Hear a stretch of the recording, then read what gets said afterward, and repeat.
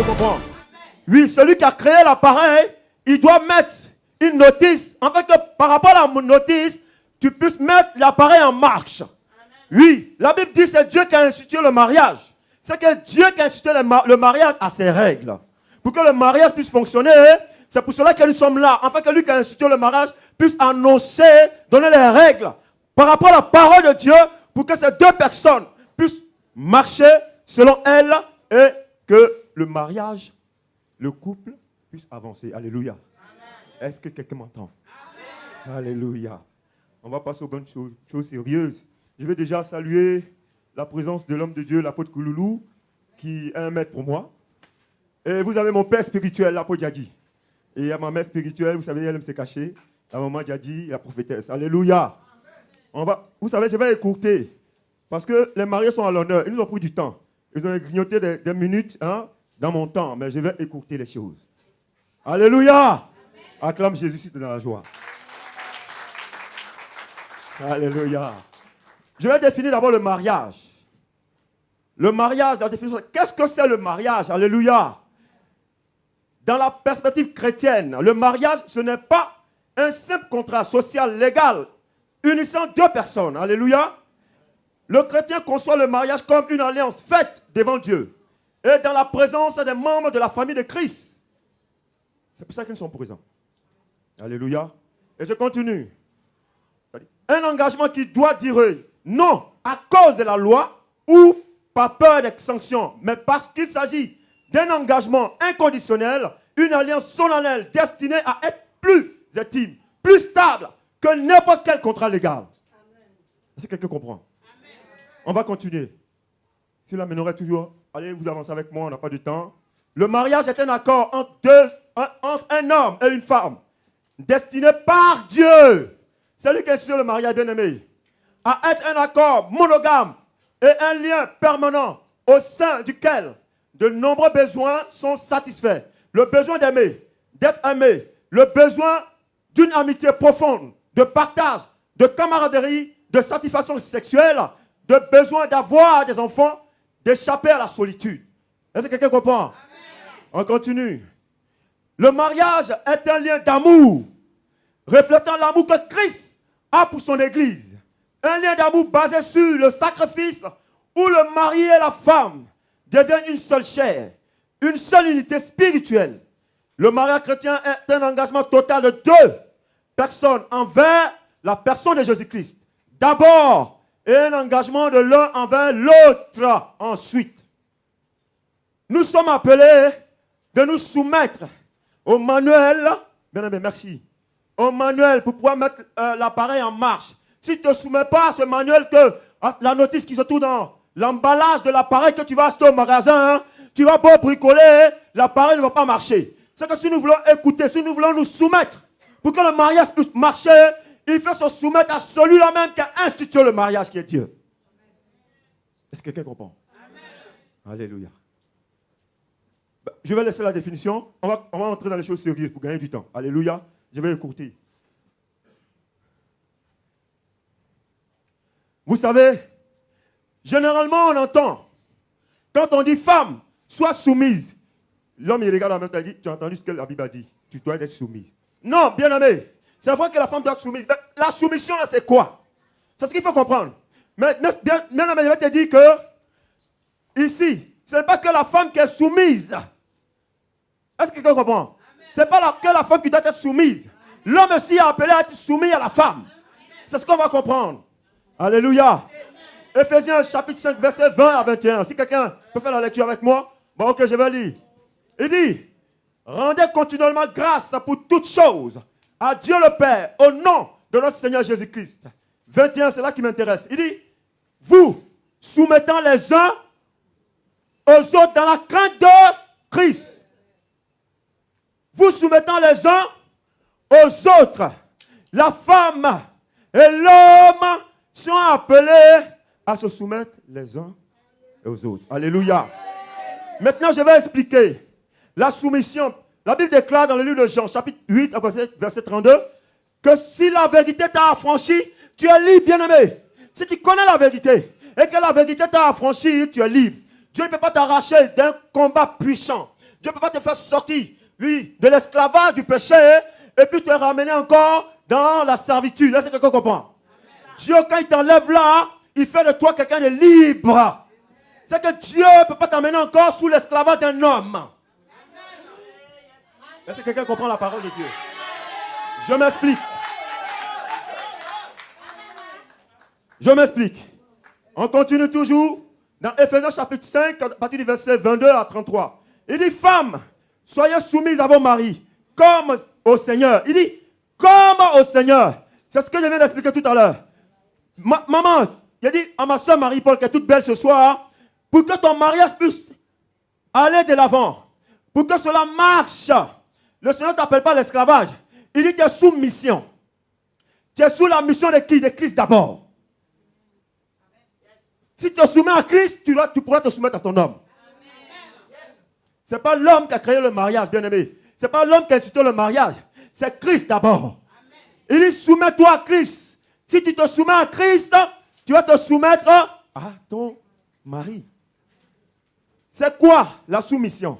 La Bible dit dans le livre des Proverbes, 18 verset 22, que celui qui a trouvé une femme a trouvé quoi? A trouvé le bonheur.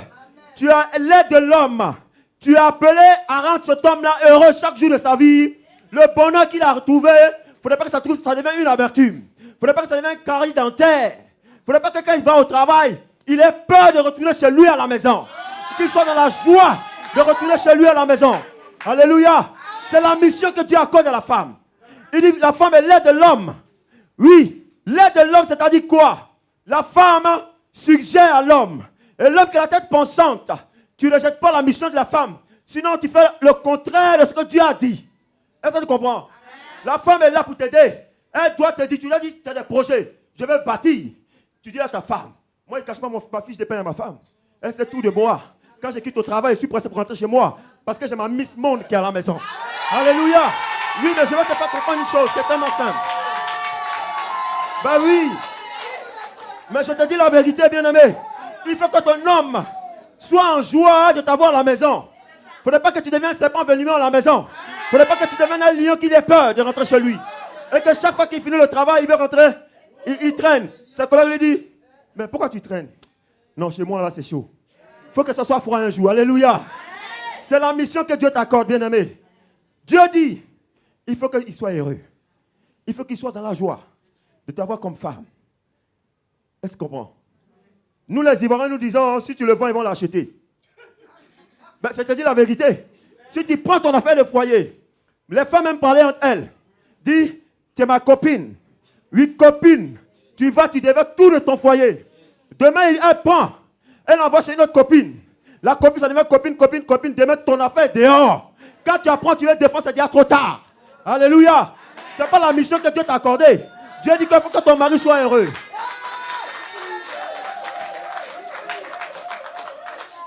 Et il dit maintenant, voici la mission que Dieu accorde à l'homme. Oui, les deux sont sous mission. Ce n'est pas l'esclavage, la soumission. Non, non, non. Ce n'est pas synonyme de l'esclavage, c'est faux. Si on t'a dit que, parce que les hommes qui ont dit, femme soit soumise, tout le monde s'est regardé. Tu as compris ce que la Bible a dit? Si tu n'es pas soumise, tu as comme ça dit au pasteur. Non, c'est faux. C'est une mission que Dieu t'accorde. Il dit ici, au verset 23, car le mari est le chef de la femme, comme Christ est le chef de l'église. Alléluia. Être chef, là, c'est une responsabilité que Dieu t'accorde. Ce n'est pas venir l'écraser. C'est faux. Il dit tu es chef. Mais dans les entreprises, les chefs, ils sont quoi? Ils sont responsables de l'équipe qui pilote, n'est-ce pas? Pour le bien-être de cette équipe, le chef, là, il est là pour cette équipe. Il est présent tout le temps pour cette équipe. Alléluia. C'est comme ça que l'homme, le mari que nous sommes responsables de la femme. Voilà pourquoi. Quand la femme a pris le fruit de l'arbre dans le jardin d'Éden, qu'elle a mangé, qu'elle a donné à son mari, Dieu a pris pour responsable l'homme. Parce que l'homme est le responsable de la femme. Est-ce que quelqu'un comprend? Amen. On va continuer. Je vais venir ici, au verset 25, pour faire vite. Alléluia. Il dit, Marie, aimez vos femmes comme Christ a aimé l'Église et s'est livré lui-même pour elle, afin de la sanctifier par la parole, après l'avoir purifiée par le baptême d'eau, afin de faire paraître devant lui cette Église glorieuse, sans tache ni ride. Bon, je vais vous épargner ça. Il dit, Il dit aime l'église. C'est la partie qui m'intéresse le plus. Il dit aime ta femme comme Christ a aimé l'église. Bien-aimé, je vais te dire, Christ a vraiment aimé l'église. Christ ne va jamais abandonner l'église. Quand l'église se sent mal, Christ est là. C'est ça la responsabilité de l'homme. Il dit, toi tu es le chef, comme Christ est chef de l'église. Tu es le responsable de ta femme, comme Christ est le responsable de l'église. Quand l'église a faim, souvenez-vous, dans le livre de Jean, chapitre 6, à partir du verset 5 à 6, bien aimé, quand la foule a eu faim, c'est Jésus-Christ de Nazareth, le Seigneur des Seigneurs, le Roi des Rois, le véritable Dieu, qui a pris soin d'eux. Alléluia. Enfant des gens qui a pris, bien aimé, il ne faudrait pas que sur toi elle ait faim. Alléluia. Tu es le chef, tu es le responsable de cette femme, qui est ta femme aujourd'hui. La Bible dit, tu dois prendre soin d'elle. Sur toi là-bas, le gaz ne doit pas t'éteindre. Il doit pas toujours le feu. Il faut qu'il y ait la nourriture pour qu'elle puisse, comment tu l'as trouvée belle, pour qu'elle reste belle, pour ne pas qu'elle soit maigrie. Est-ce que tu m'entends? C'est la responsabilité que Christ t'accorde. Christ, il prend soin de l'église. Quand l'église est malade, Christ guérit l'église. Bah oui. Mais c'est simple. Si ta femme te sent mal, qu'elle te voit, elle doit être guérie. Alléluia. Elle doit être guérie. On dit femme, sois soumise à ton mari, tout le monde écrase en même temps. Il faut t'écraser aujourd'hui. Si tu as fini d'entendre l'évangile, il faut que ta façon de voir ta femme change. Est-ce que quelqu'un m'entend? Est-ce que quelqu'un m'entend? On va avancer. Je fais plus vite. Alléluia. On va avancer, Ménora, s'il vous plaît. Oh! Voici la partie plus intéressante. Vous avez déjà arrivé à la conclusion. Ça fait combien? 15 minutes, n'est-ce pas? Alléluia. Marc chapitre 10, verset 9. Ah, vous savez, c'est le vieux qui est habitué. Moi, on y va, on y va. Alléluia. Ouais, j'ai le stylet, je vais aller comme le vieux m'a dit. Voilà, ok, c'est bon. Voilà. Marc chapitre 10, verset 9. Que l'homme, donc, ne sépare pas ce que Dieu a joint. Alléluia. Vous savez, généralement, quand on dit que l'homme ne sépare pas ce que Dieu a joint, les maris regardent leur famille, ils regardent leurs amis, ils regardent les copains. Ils disent que c'est ceux-là qui vont venir séparer ce que Dieu a joint. Et ça, c'est homme avec grand H. Ce n'est pas des hommes? Non, réponds-moi, ce n'est pas des hommes? Cette parole commence par vous-même d'abord. Ce n'est pas vous qui avez permis cela, c'est Dieu qui a mis. Mais la Bible dit, c'est lui qui crée le faire et le vouloir en toi. C'est lui, parce qu'il a institué le mariage, qui a mis dans ton cœur et dans le cœur de ton épouse, et vous êtes allés au mariage. Il dit, toi-même, elle aussi, vous n'avez pas le droit de séparer ce que lui, il a uni. Avant de penser à vos amis, avant de penser à la famille, pour dire, mon papa va venir, ma maman va venir. Si tu prends ton affaire, tu vas donner à maman, mais ça veut dire que tu n'es pas encore responsable. Alléluia.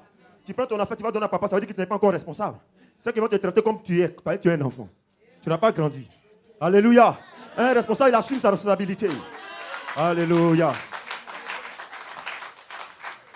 Et je vais finir. Josué chapitre 1er, à partir du verset 8 à 9. Il dit, on va faire des stylés, ça tu es. Ah, que ce livre de la loi ne s'éloigne point de ta bouche. Médite-le jour et nuit, pour agir fidèlement selon tout ce qui est écrit. Car c'est alors que tu auras du succès dans tes entreprises. C'est alors que tu réussiras. Ne t'ai-je pas donné cet ordre? Fortifie-toi et prends courage. Ne te frappe point et ne t'épouvante point. Car l'Éternel, ton Dieu, est avec toi dans tout ce que tu entreprendras. Alléluia. Bien-aimé, la parole de Dieu est la vérité. Je crois, vous êtes avec moi, que c'est à cause de la parole de Dieu que vous êtes arrivé là. C'est à cause de Christ que vous êtes arrivé là. Et Christ dit, pour que cette entreprise, que votre foyer, ait du succès, aille de gloire en gloire, que vous marchiez de bénédiction en bénédiction, il faut que sa parole ne se loigne point de votre bouche. Méditez-la, jour et nuit. Je crois avoir affaire des chrétiens et appelés au ministère. Je dis, quand c'est chaud, dans le foyer, c'est la parole de Dieu. C'est lui qui a institué le mariage. Voilà ce que la Bible dit. Il ne faut pas interpréter à ta manière, mais comment Dieu a dit. C'est comme ça qu'il faut interpréter. Alléluia. Amen. Voilà ce que Dieu a dit. Madame, c'est chaud. Tu prends la parole de Dieu qui est la vérité. Monsieur, voici ce que Dieu a dit. Et puis, ça se calme. Christ, les sœurs, est la solution. Je sais de quoi je parle parce que je suis marié aussi. Alléluia. Acclame Jésus-Christ de Nazareth. Acclame le roi de gloire. J'ai fini mon message. J'ai fini mon message. Alléluia. Alléluia. Alléluia. On y va, Réma. Jésus est présent. Jésus m'a libéré de tous mes péchés. Jésus m'a libéré de